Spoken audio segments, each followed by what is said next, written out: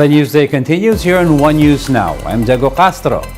The Senate will also resume its second session this morning for the 19th Congress. After a 2-month break, senators will deliver their priority measures for this Congress. The lawmakers are also gearing up for President Bongbong Marcos's second State of the Nation address later today. For Senator Chis Escudero, a good SONA should be a reality check on the true state of the nation.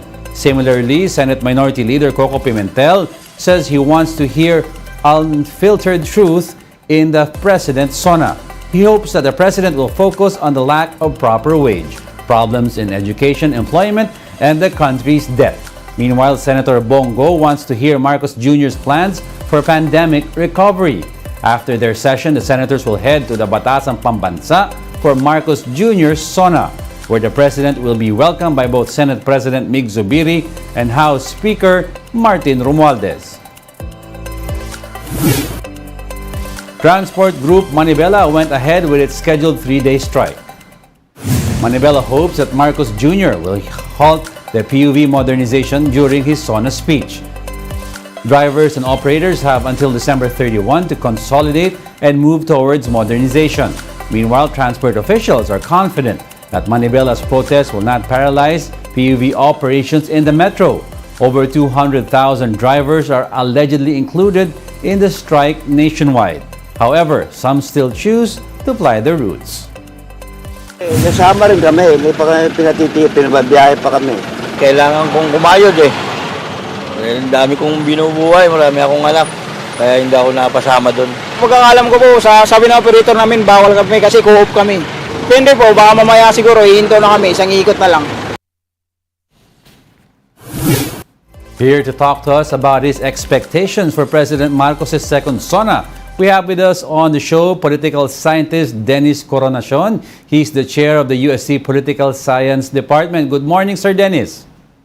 Hi, good morning, Diego. Good morning to all your viewers. Yes, Sir Dennis, let's get right to it. It's a SONA today, and there are several rumors coming out about both the Senate and the House about a coup for the leadership. Are you expecting some power struggles? Well, I thought that they had already resolved that problem several months ago, but if ever there's going to be a rumor, I'm quite sure that the leadership in the House of Representatives and in the Senate they'll be able to address that. Yes, and what is your assessment of the Senate's performance under Senate President Zubiri and the House's performance under Speaker Romualdez? Well, I would have to say that their performance is average, relatively speaking, compared to the past Congresses. I think they're just I mean, the pace that they are enacting these bills is just the regular pace that Congress has always performed. But unfortunately, this is not the kind of speed or pace that we need from our congressmen and senators. Since if we're going to think about our situation, we are still on a road to recovery. Yes. From the pandemic, from the bad effects of the pandemic. So there must be a good, a great sense of urgency on the part for lawmakers as well as the president. So, sir, you expected more bills under Senate President Zubiri and House Speaker Romualdez sana na maipasa during this first year? Well, oo. Marami tayong inasahan na sana naipasa nila during the first regular session of the 19th Congress, Pero I think pinangako nila na sa pagbubukas ng second regular session, mas pagbubutihin pa nila. Kailangan talaga yan, since I think in the LEDAC, in the list that was produced by LEDAC as a list of priority bills, I think they still have around 40 plus 40 or 40 plus bills that they would like to enact at least until their term as congressmen and senators. Punta naman natin, sir, si President Marcos. Ano po assessment natin sa first year niya? And what do you think should be discussed during his SONA, especially on the things he should improve on and especially mga campaign promises niya? O nga, marami siyang mga binitaywan ng mga pangako no nung kampanya noong 2022, and it seems that hindi pa niya nakakalahati yung kanyang mga naipangako noon, lalong-lalo na yung pagdating sa economic aspect at saka sa kabuhayan ng mga tao, na kung saan yung isa doon sinabi niya na ninanais niyang pababain yung presyo ng bigas. Yes. Pambili yung bigas, sabi niya kaya niyang pababain ng 20 pesos per kilo. Well, I think marami-raming mga Pilipino naghihintay sa pangako na yan, ano. Pero alam naman natin na ang ating mga political leaders ay magkaibang sinasabi at ginagawa kapag kampanya at saka panahon na ng pamamahala. So we are now entering, I think the honeymoon period is over for President Bongbong Marcos after his first year in office ended, and he's now entering the so-called governance mode, Yes. in his term. So ito talaga kinakailangan seryoso na siya at double time kasi nga nagre-recover tayo sa pandemic. So hindi natin kinakailangan ng isang mediocre performance or average performance on Yes. the part of the president. And of course, Sir Dennis, a very controversial Maharlika Fund is expected to be bannered by the President in today's SONA. Do you think this measure was rushed? How important is this to the President moving forward in terms of putting up his numbers, or baka maipababa ang mga numero niya? This wasn't even in the original or initial LEDAC list, no? Yeah. Parang isipin na lang to at ni-railroad o minadali, fast-track. And it tells us a lot about the President's priority. Dito lamang sa particular law na to, sa pagsasabatas nitong bill na to, no? So, ibig sabihin parang mali ang priority ng ating Pangulo. Well, we do understand that the Maharlika investment law has a huge promise in terms of contributing to economic growth. Pero ito ay investment. Don't know what's going to happen. Yes. Kung it's going to lead into a positive result or malulugi ba yan. Plus also, yung ibang tradisyon na on yung parating nangyayari pag pera pinag-uusapan sa gobyerno na napupunta sa mga sa pagiging lugi dahil nauwi sa corruption o kaya nautang ng mga malalakas sa mga malakas at malapit sa pangulo. Yan ho ang kadalasan nangyayari sa ating mga public funds na nakalaan sana for investment or for banking. And of course, sir, ito another very important topic. Your thoughts on President Marcos's foreign policy this past year? What do you believe he should discuss more on the SONA, especially with regard to yung pakikitungo niya sa China and sa US? I think among the aspects or areas of governance, I think this is the area where the President has made a major achievement. Kapuri-puri siguro, yung masasabi natin kapuri-puri yung kanyang ginawa pagdating sa ating foreign policy. It's there's a great adjustment on our foreign policy compared to his predecessor. So iniwan niya yung pro-China policy ng dating Pangulo na si President Duterte, at bahagya niya tayong inilapit sa Amerika. Pero we're not saying na iniwan niya completely ang China as a partner.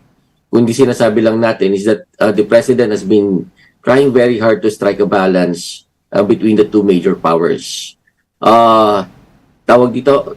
Tapos alongside with that, I think in tune naman to sa kanyang goal at dineklara niya ng kanyang kampanya that he's not going to give up a single inch of our territory, even yung kiniklaim natin na territory sa West Philippine Sea. So he's I think in the right path. Okay. Pagdating sa bagay na yan. Oo. Well, thank you for your insights. Unfortunately, that's all the time we have with us, sir. But we will definitely keep in touch for more updates. Thank you very much for joining us, political scientist Dennis Coronacion.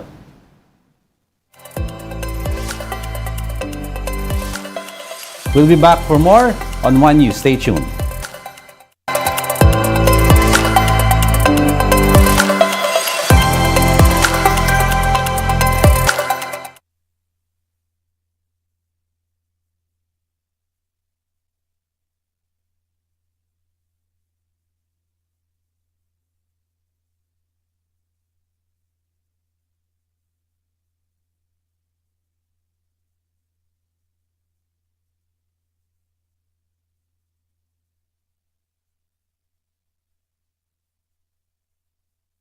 Congress. According to House Speaker Martin Romualdez, the lower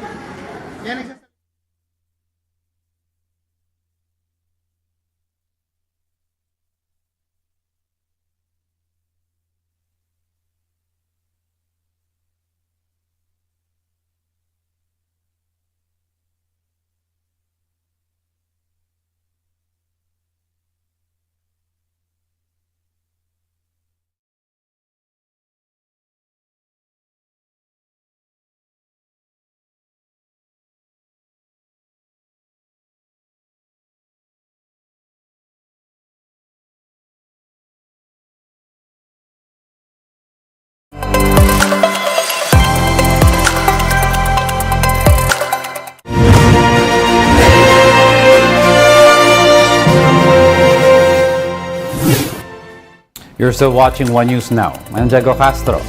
Security is tight at the Batasang Pambansa as the President is set to deliver his second State of the Nation address later today. But prior to that, lawmakers are set to return to Congress floor to settle in for the second session. We have Marian Enriquez reporting live from the Batasang Pambansa in Quezon City to give us the rest of the details. What's the latest at Batasan, Marian?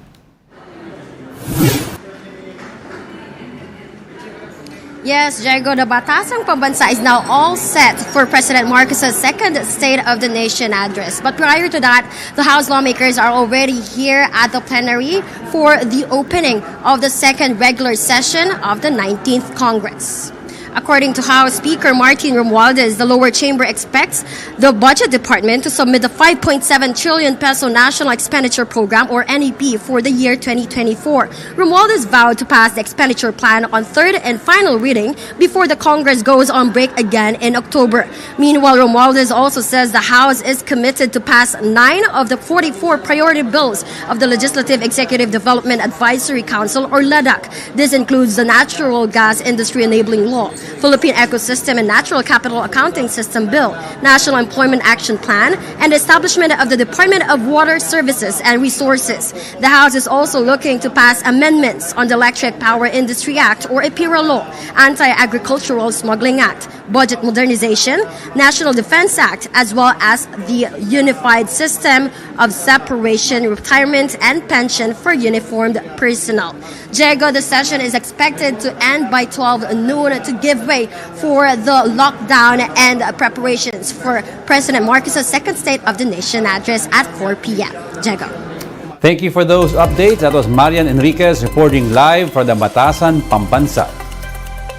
Here's what you can expect from One News as we cover the President's second SONA.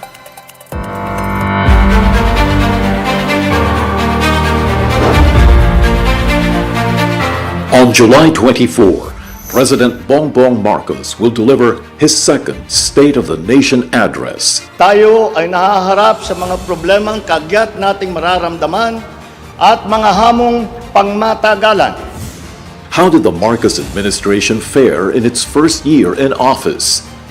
What's the plan for the economy, education, health, and national security? But we have and we will continue to find solutions. Look back. Look forward.